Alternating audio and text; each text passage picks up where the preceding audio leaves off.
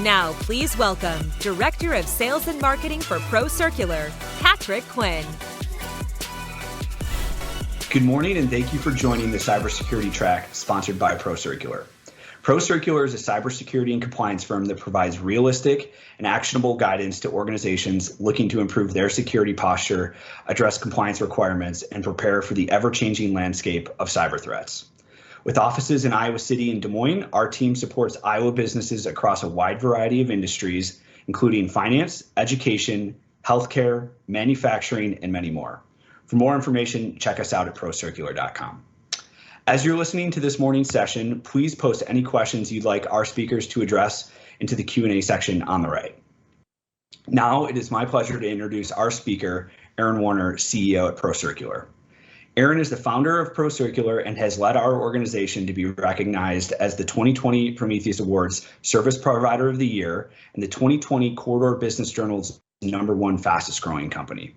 Aaron's work has been recognized by Gartner and Microsoft. He's published numerous white papers and sits on the boards of many local organizations here. He's a CISSP, a Certified Security Plus engineer, and a full member of the FBI DHS InfraGard Partnership. Instead of going through all that, I usually just say he's a fancy guy. Please join me in welcoming Aaron. Good morning, and welcome to the Cybersecurity track for the Technology Association of Iowa Tech Summit. We've got some really exciting information to present today and some really amazing speakers. Our first session this morning, just in the interest of time, is going to be on incident response and breach management. This is a tricky subject because it's the sort of thing that it can be difficult for organizations to speak about publicly. We've had three wonderful people join this morning, and really excited to hear some of their lessons learned and some of the things that they can share with us to help you to learn from real world examples. So with me this morning are Matt Butler. Matt is the Information Security Officer at CRST. Good morning, Matt. And Sherry Lewison. She's the Chief Information Security Officer for the University of Iowa and University of Iowa Hospitals. Good morning, Sherry. Good morning. And last but not least, Ryan Scott, who's the CIO and former president of TAI, of Wells Enterprises, which includes Blue Bunny, Halotype, and Bomb Pop. Morning, Ryan. Yeah, good morning, Aaron. Thanks for having me. So before we get started, I think your backgrounds are really interesting. You're from some diverse industries. You have, in terms of cybersecurity and incident response, some different threat actors to deal with. So if you would, for just a moment, could you share with us a little bit about your background, your role in cybersecurity, and your favorite flavor of ice cream? So, Matt, could we get started with you? Sure. I've been at CRST. CRST is a fairly large trucking company in Iowa. You've probably seen our trucks on the freeway. I've been there 7 years now. The first 5 years, I was in charge of the entire infrastructure, of which security was a small piece of my brain. But we have grown substantially since that time. We acquired 3 companies during those 5 years and needed to focus a little bit more on the security front. So I have peeled myself off and started a security practice at CRST. Before that, I was at the Cedar Rapids School District for about 5 years, roughly. So yeah, I've basically dabbled in security for a number of years, and now I'm into it hardcore because we have a lot more things to protect and a lot more constituents inside of our organization and without. Thanks, Matt. And favorite flavor of ice cream? Oh yeah, that's right. If there's anything with coconut in it, coconut ice cream, I love that, but it's really hard to find, which is probably why I like it so much. Otherwise, I go with bunny tracks or something like that with peanut butter. Good answer. Well, thank you, Matt, for joining us this morning. Sherry, you're the Chief Information Security Officer of both University of Iowa and University of Iowa Hospitals. So Would love to hear a little bit about your background, your role in security with those large organizations, and of course, favorite flavor of ice cream. Well, I'm going to start with the important things first. Pistachio is the flavor of ice cream. So if I see pistachio, I'm all in.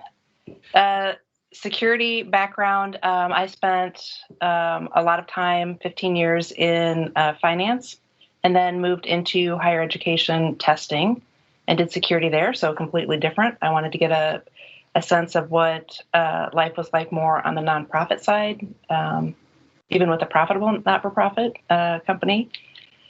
I was there for 5 years and then moved into healthcare at the University of Iowa and did that exclusively for about a year and a half. And then the decision was made to combine the security offices, which sounds pretty rational and reasonable. We are one of the few higher ed institutions that have done that. Academic, medical, and education are two different realms, and they really like to operate as two different types of organizations. So it's been interesting, but it's been very successful. The rationale behind, I guess, combining the organization was that essentially a security incident doesn't stop and check a border and say, oh, wait, now I'm on the healthcare side. Now I'm going to go over to the university side. So we did it a little bit out of a sense of more holistic self-preservation from an institutional perspective, but it's been very successful. That's fascinating. Thank you for joining us this morning, Sherry. Mr. Scott, Ryan Scott, CIO of Wells Enterprises, and you have a unique perspective on both security and ice cream. So let's hear a little bit about your background. Yeah, thanks, Aaron. So CIO at Wells, so I do all things technology at Wells, infrastructure, applications, cyber. I also run some of our shared services processing teams, which has been a new and interesting challenge.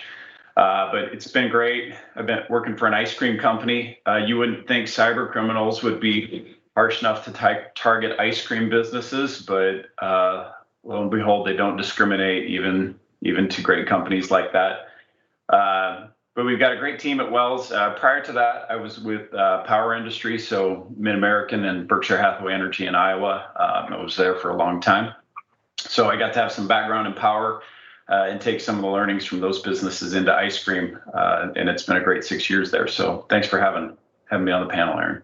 Thanks for jumping in, Ryan. And what's the right answer to the question? What is Yes, ice cream. I'm actually with Matt. I do love bunny tracks, but the Blue Bunny salted caramel flavors are where it's at. They're fantastic. So there you have it, folks. If you don't learn anything else today, run to the store and I'll pick up some salted caramel. So Ryan, getting down to business a little bit, one of the things that all three organizations have in common are a high degree of sensitivity to downtime.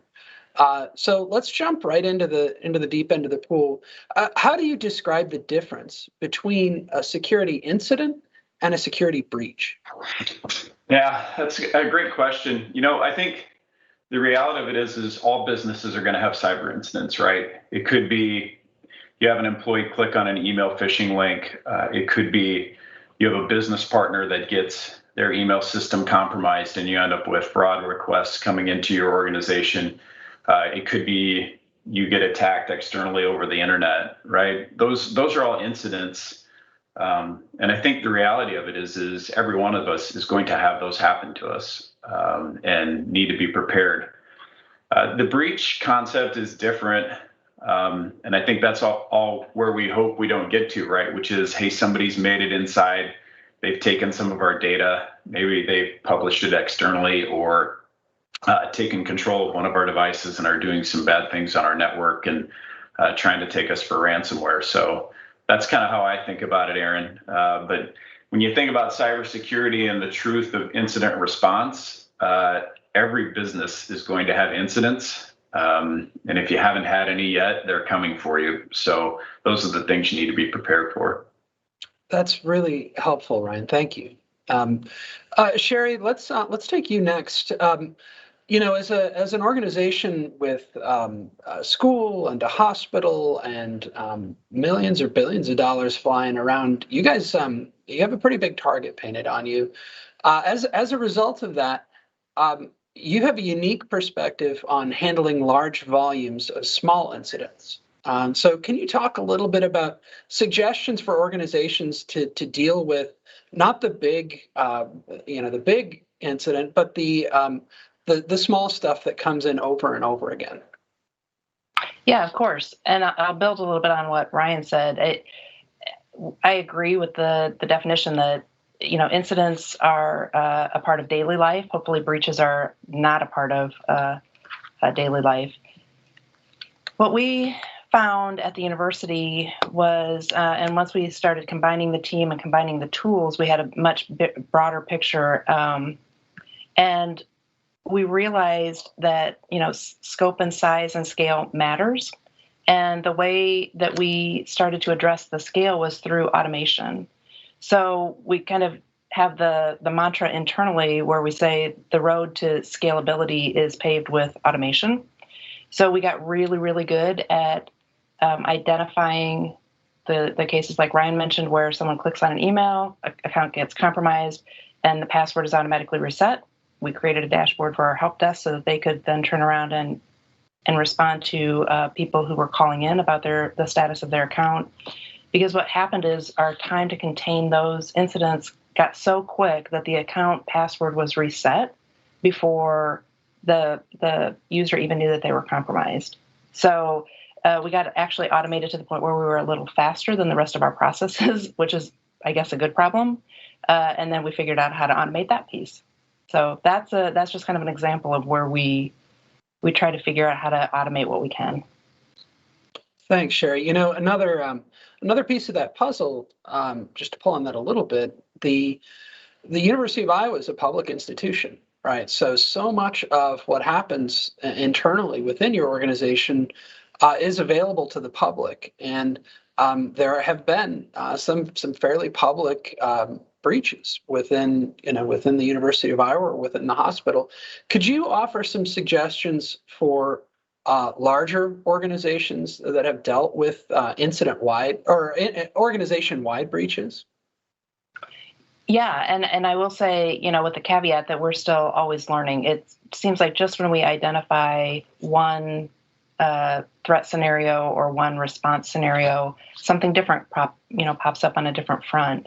But the biggest thing that we found is making sure that we have good relationships and good communication. I know those sound like, less than glamorous technology solutions, but those are really the things that we've found make our ability to respond appropriately and quickly is just to get the right people together and to look at that. And you're right, we're a public institution.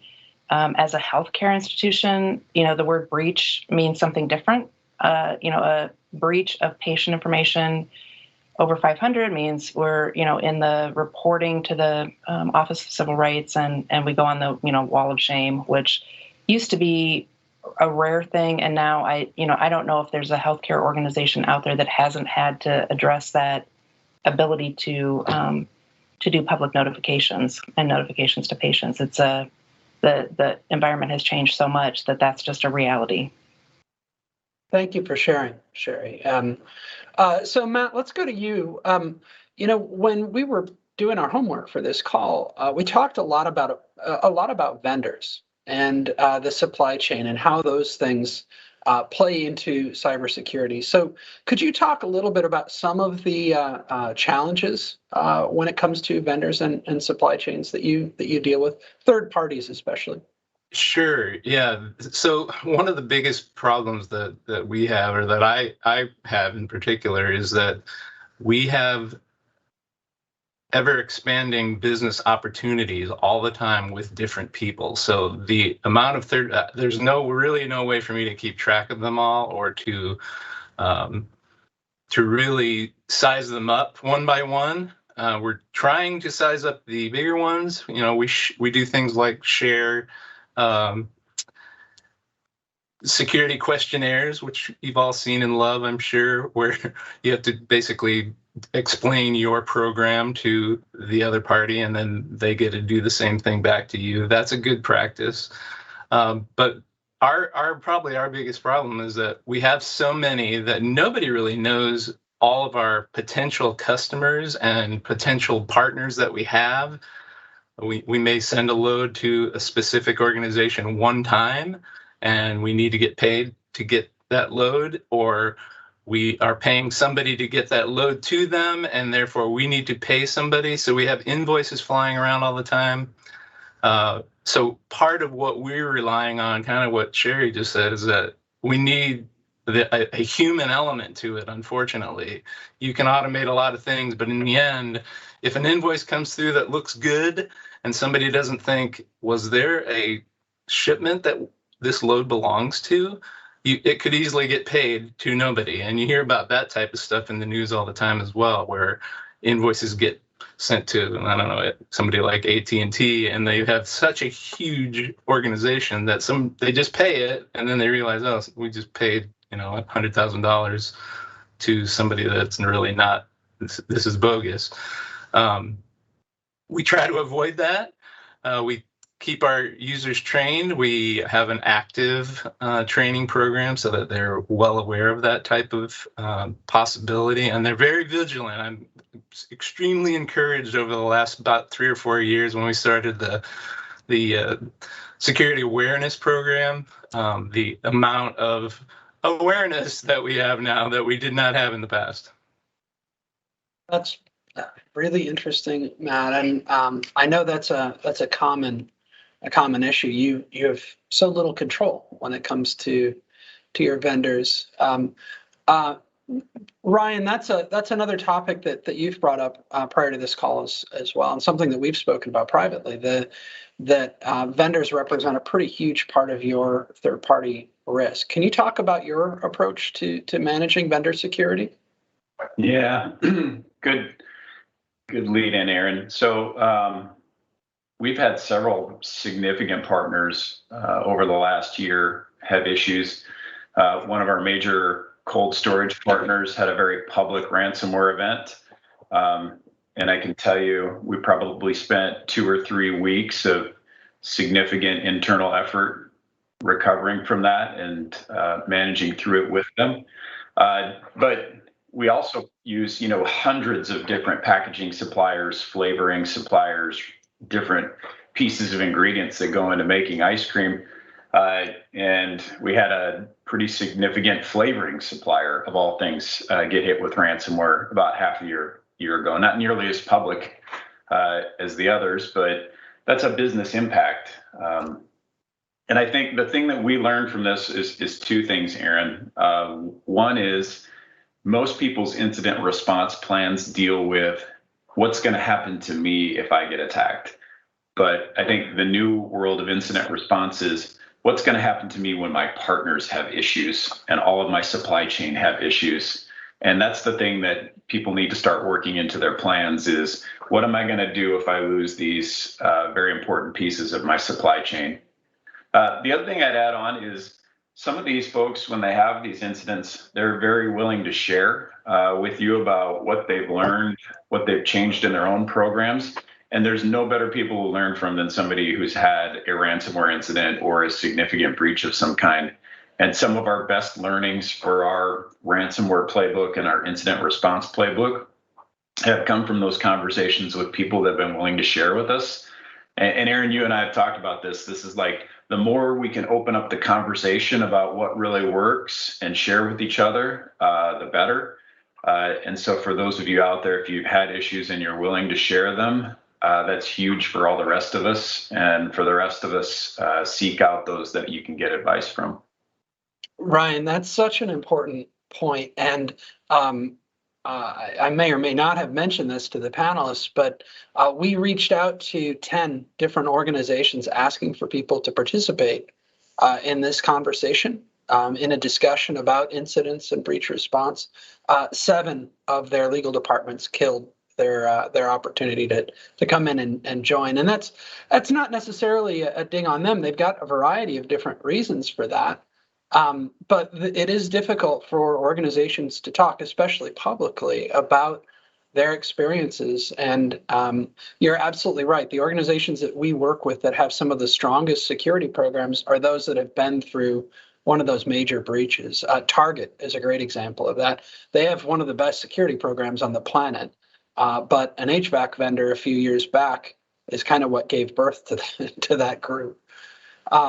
Speaking of large incidents, and no question everybody has seen in the news the Colonial Pipeline situation, and among other things, one of the issues that brings up is a very difficult conversation internally, which is paying ransomware. So, Sherry, I'll turn this one over to you. How would you evaluate whether or not you would pay ransomware if you were in the shoes of the folks in the security program at Colonial Pipeline?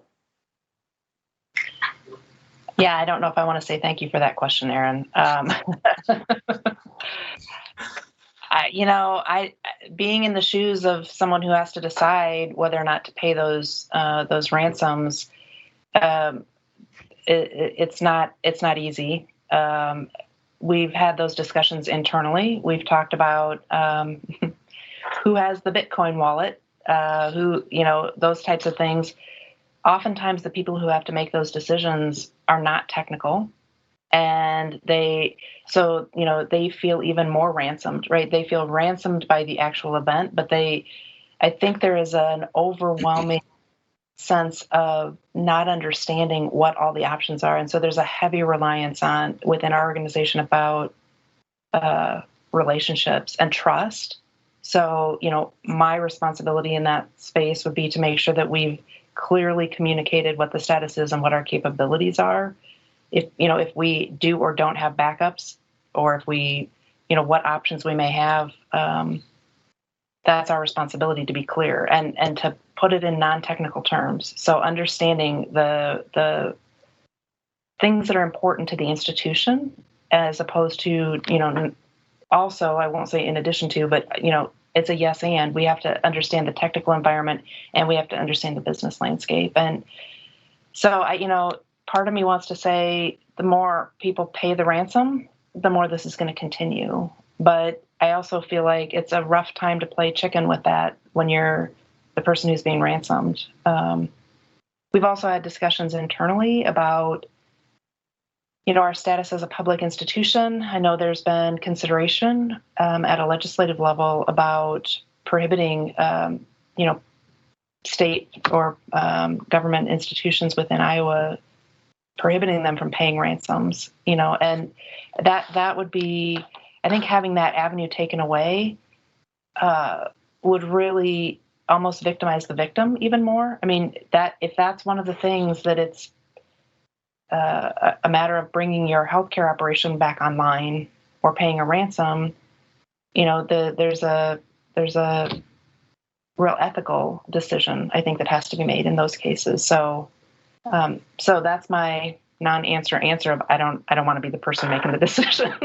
That's great, Sherry, and it's it underlines the difficulty of answering that specific question. I actually put a white paper together on this subject, and there are a variety of different things to include. The Colonial Pipeline example is one of not having backups, because the secret within the cybersecurity world, at least among consultancies like ProCircular, is that everybody backs stuff up. Nobody tests it.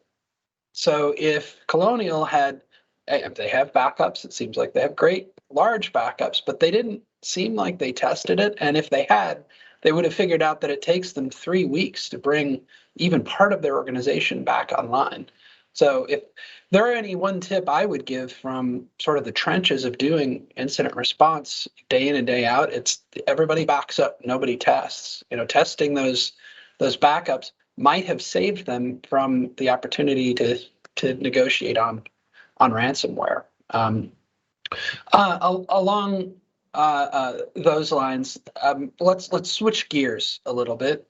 Can we talk a little bit about technology? So what are some of the technology solutions that you guys rely upon for incident response?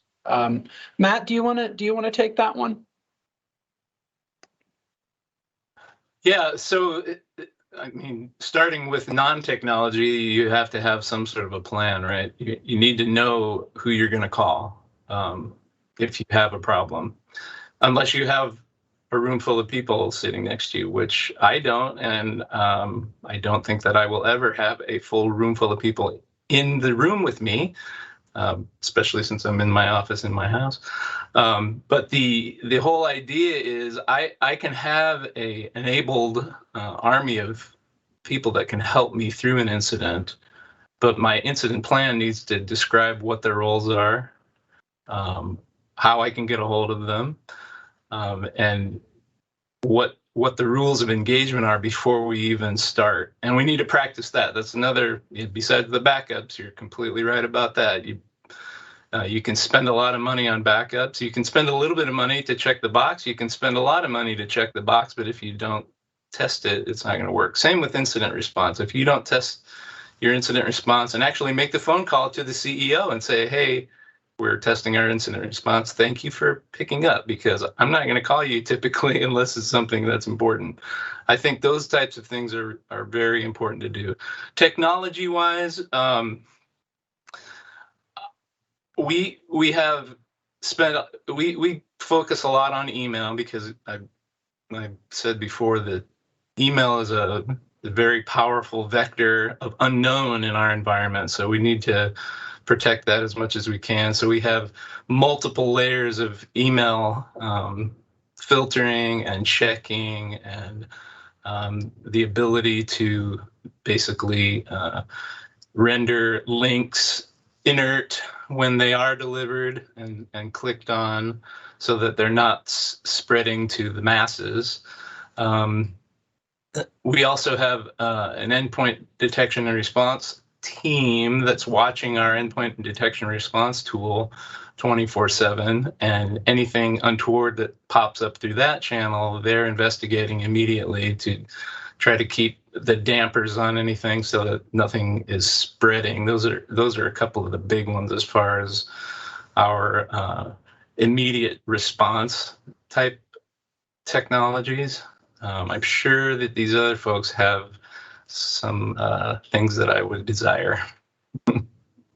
Thank you, Matt. Ryan, you've got a pretty technical shop. Can you talk, maybe pick one or two technologies that you think move the needle for you guys?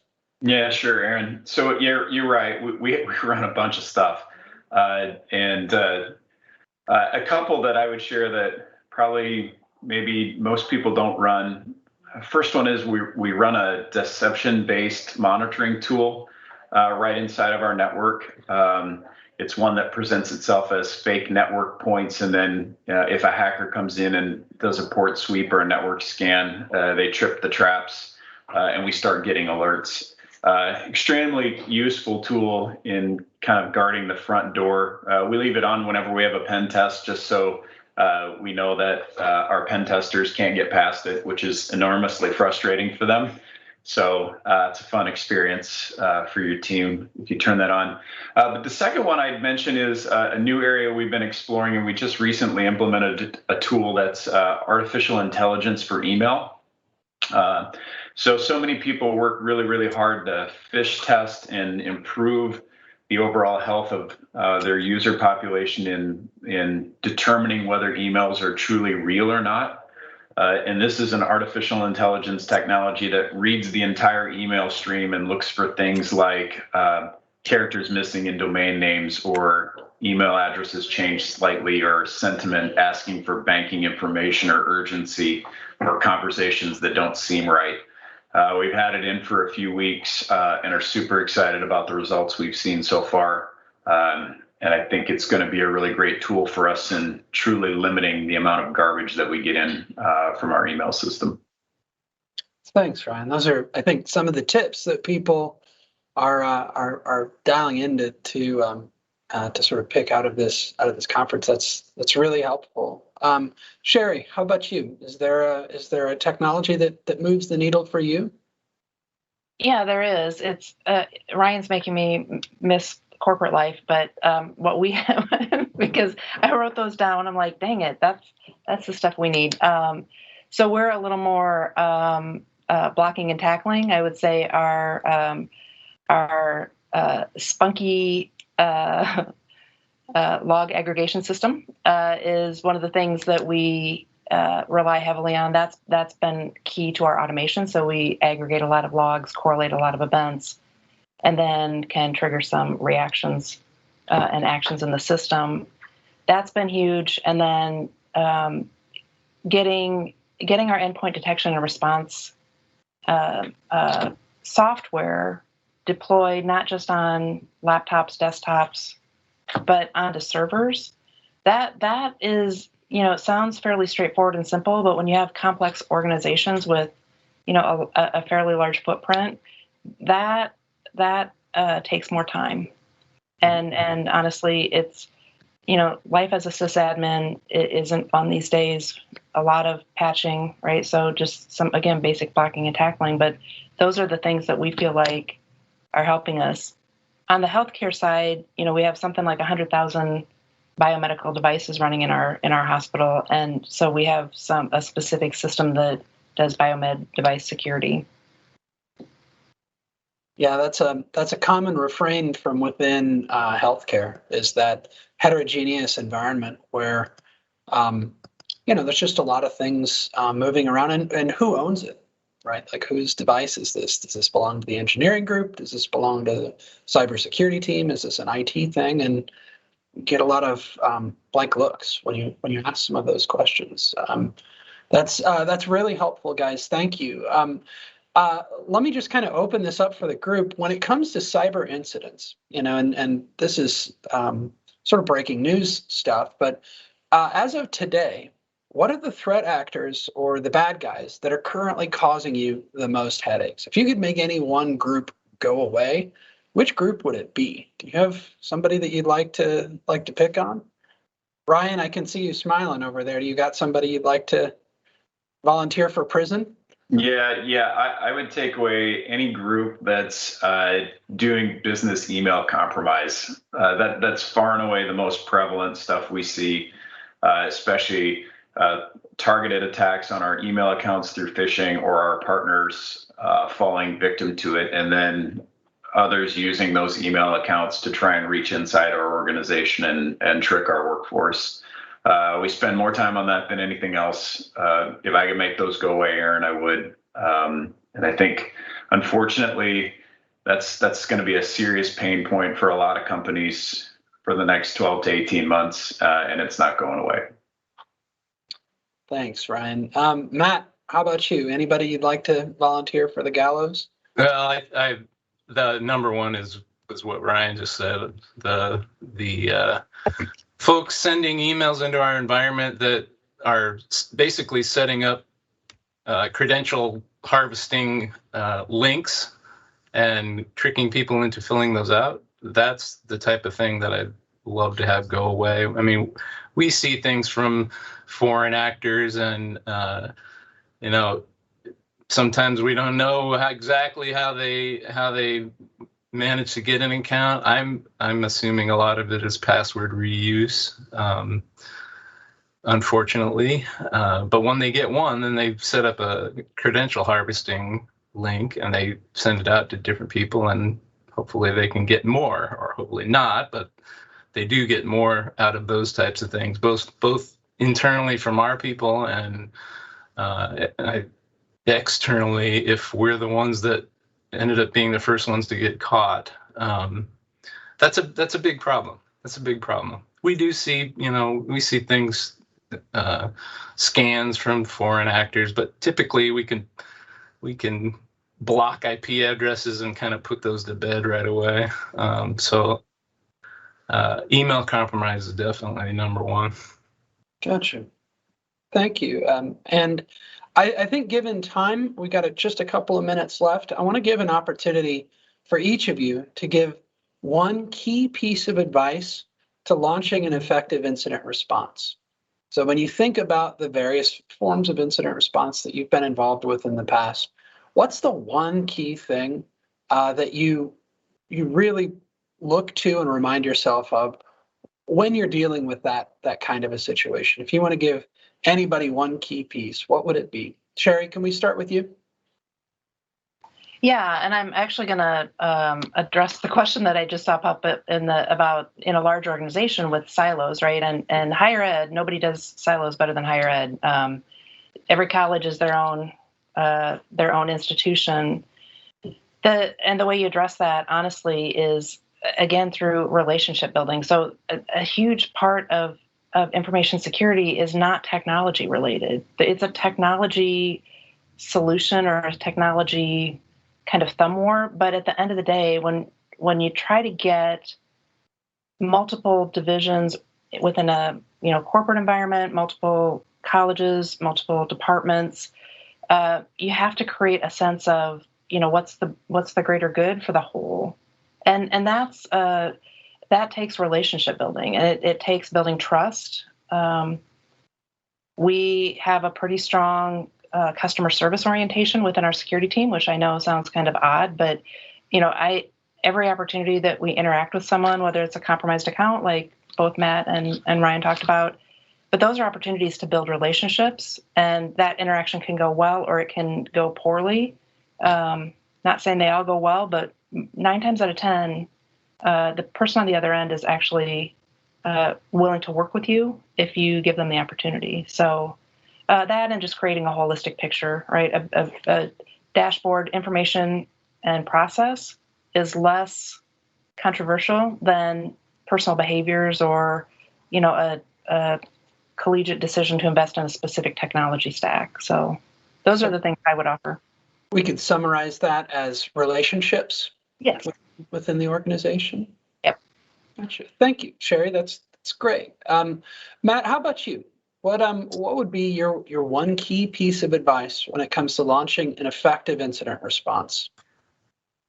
Well, my advice is make sure that technology-wise you have the ability to contain things at different levels. So if you have a multifaceted, multi-domain organization like we do with multiple networks, be able to flip those switches immediately. If something happens in one of your environments, it won't affect all of them. If you have the ability to have a good modern endpoint detection tool that you can do as much whitelisting as possible of applications, do that so that you can contain anything that happens on a PC and it won't move to 100 PCs. Those are a couple of the biggest items that I would do. Those are investments that everybody needs to make. And some of that's just knowing your environment. Where is that place where I can put the kill switch so that the traffic stops flowing between these networks? So, Matt, safe to say containment and sort of risk management and visibility. That's okay. Thank you, Matt. And Ryan, rounding us out here, what's your big piece of advice to anyone who finds themselves launching an effective incident response? Well, I think you probably already know my answer based on some of the comments I gave here today, but you can't do it in a vacuum, right? 10 IT guys can't sit around the table and come up with a great incident response plan. You need to talk to partners. You need to talk to people that have had incidents happen to them. You need to visit with your peers and other business organizations that you might have. And those are the things that are going to give you the insights that you need into a good plan. The other thing I would say is, and I think you hit on it, Aaron, right? It's like when you test your plan, you really need to test, right? I think you mentioned that, do we really know if we can use our backups and restore everything and get it done in a couple of days and not in 3 weeks, right? If you don't know the answer to that, then that needs to be part of the work that you do with an IR plan. And when you do that testing, that's not just an IT conversation, that's a business conversation that you need to have with the CEO and others about what are the impacts to the business going to be. That's great. So testing the plan, make sure that you've run through what it is that you said you were going to do on game day before game day, right? Yeah, I think the days of box checking are long over, and we need to all get away from that. You need to have viable solutions that you make sure that you know work. Big difference between compliance and security. Exactly. Yeah. Both are necessary, but they're different. Well, with that, again, thank you so much for sharing this morning. It's been wonderful talking through this. I think we could go on for another couple of hours. It's a complicated topic. So relationships, visibility, making sure that you have some visibility into your system, and making sure that you test the plan and know what you're going to do on game day. That's great advice, guys. I think we do have some questions from the audience here. Patrick, would you like to take us through? Absolutely. Thank you guys so much for an enlightening and informative panel discussion. From a incident response standpoint, we've talked about a reactive approach a lot. What happens when something's going on. We did have a few questions submitted, maybe on the more proactive side. The first one was, what is the most effective way to get information around security awareness training to employees? And I know that's something that internally at ProCircular we talk a lot about, is instead of looking them as a channel for threats, how can you bring them to your support? Ryan, would you mind sharing your perspective on that? Yeah, sure, Patrick. So one of the things we found on security training is normal people can't sit down and watch like a half an hour video on security, right? It's too long. So we've tried to do some much smaller targeted video clips, computer-based training for people, 5 minutes on what's email phishing, 5 minutes on how to set a great password, that practical type stuff. But I'd tell you the most effective training event we did last year was we had a real world business email compromise example where somebody from the outside was interacting with one of our processing people.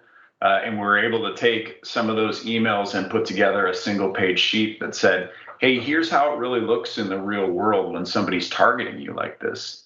And we took that one pager and we did a live event. We had multiple sessions where we ran through it with everybody in finance, everybody in procurement, everybody in a back office processing role to just educate them on, here's a real world example. And that was a really, really effective tool, got a lot of people's attention. So that would be one piece of advice I would give on a great way to get people engaged. Awesome. Thanks, Ryan. And Matt, you had mentioned, increased security awareness as well. Any tips or tricks from your perspective? Yeah, I agree. The shorter ones are better. There's a lot of great content in some of those solutions, a lot of really entertaining, funny, kind of thrilling content in some of them. And you can learn things from those. And I think that stuff's really kind of good. For an organization like ours, we have a fairly unsophisticated computer user in our world, and many of them had no idea that some of this stuff was even possible. So you feed it to them in small bites, you feed it to them regularly so that they see it over and over again. It's awareness, right? It's not education, it's not training, it's awareness. So you just keep reminding them over and over again. Excellent, thanks, Matt. And Sherry, in a academic education institution, I imagine you guys have some well-defined processes for educating and training. We do. And no one likes them. But what we have found is really effective, especially recently. We've been doing regular, what we're calling threat briefings. Now, for some reason, if you call it a security awareness lunch and learn, nobody shows up. But if you say, we're going to have a cybersecurity threat brief, like everybody wants to know what's going on. And if you can have someone with a military intelligence background deliver that, all the better. Like that has been really helpful.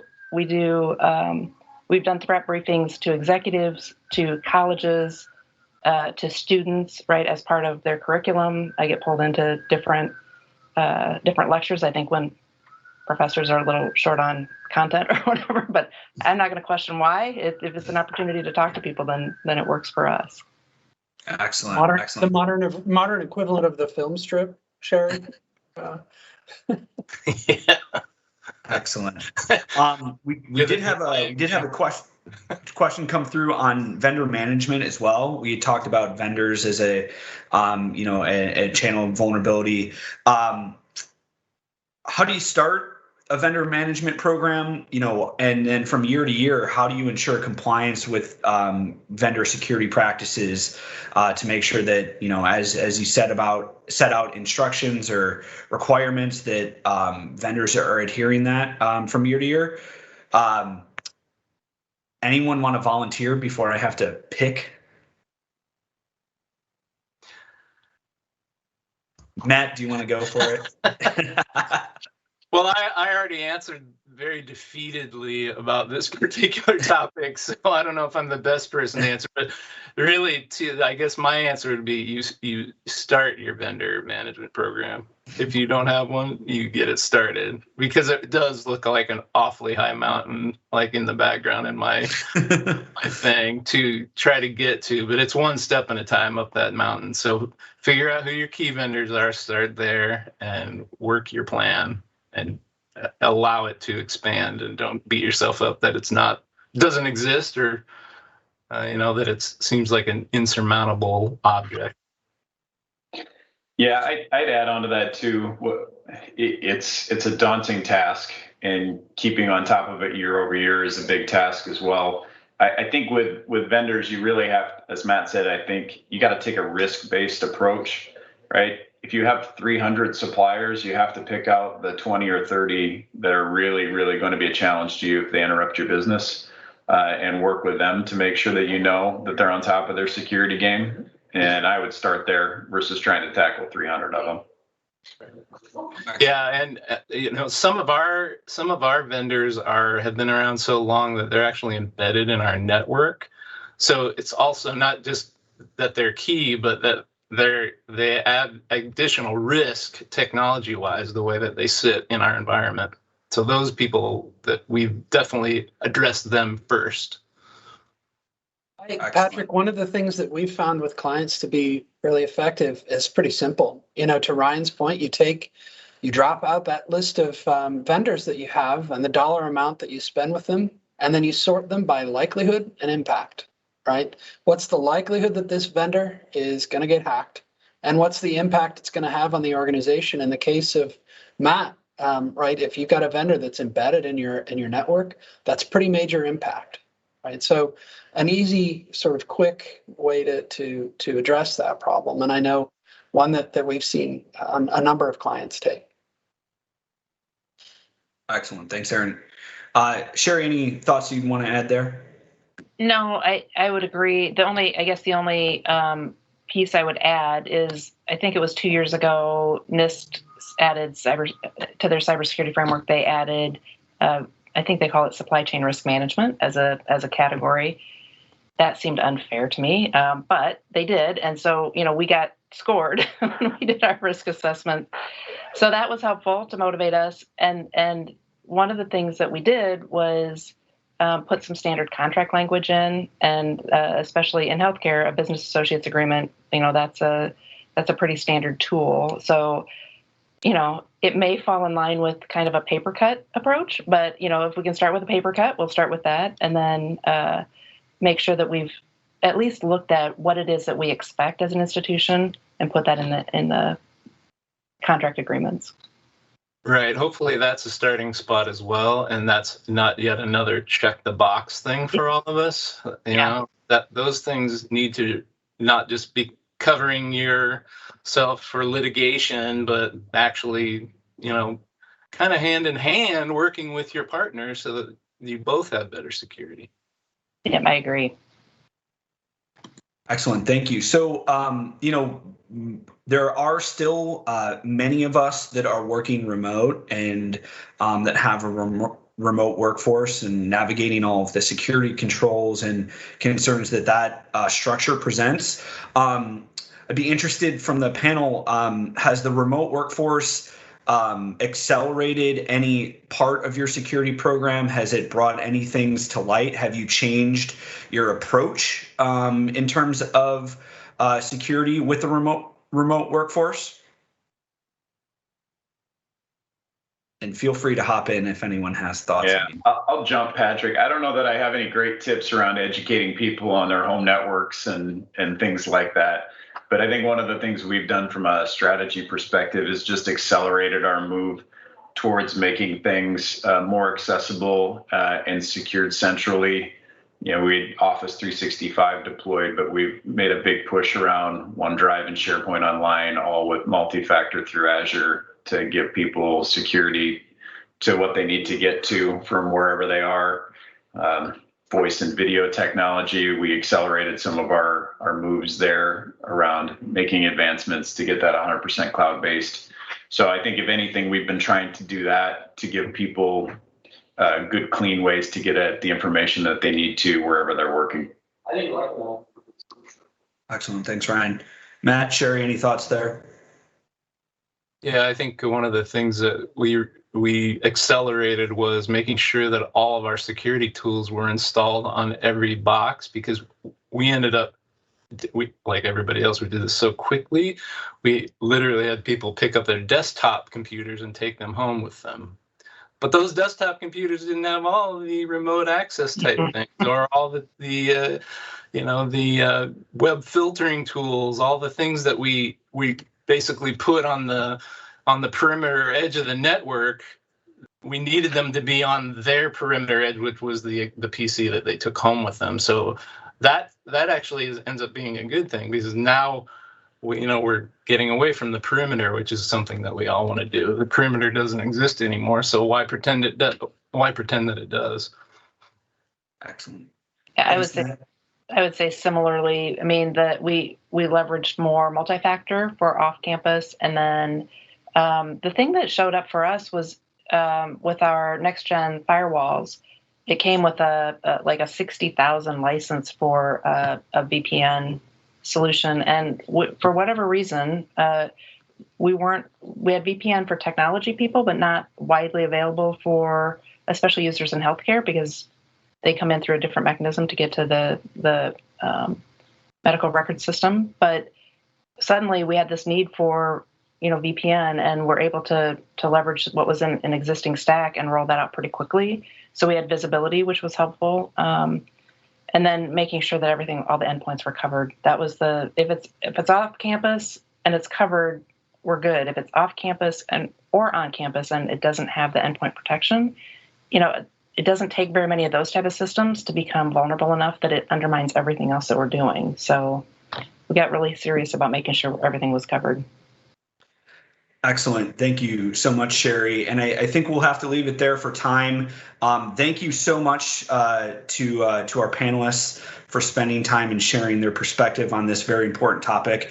Sherry, Matt, Ryan, it is always a pleasure to see you here. Thank you so much. And of course, Aaron Warner, thank you for guiding the discussion. Hope everyone has a great rest of their day, enjoying the presentations here at the Tech Summit. And we'll hopefully see you all in person real soon. Thank you. Thank you.